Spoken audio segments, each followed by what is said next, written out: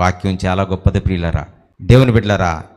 ఈ సమయంలో మీ అందరికీ మంచి మాట చెప్తున్నాను, నిజంగా చెప్తున్నాను.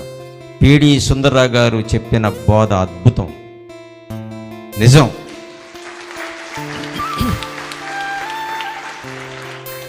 ఈ విషయంలో తండ్రి కుమార పరిశుద్ధాత్మ విషయాల్లో తండ్రి గారు చెప్పిన మాట చాలా గొప్పది.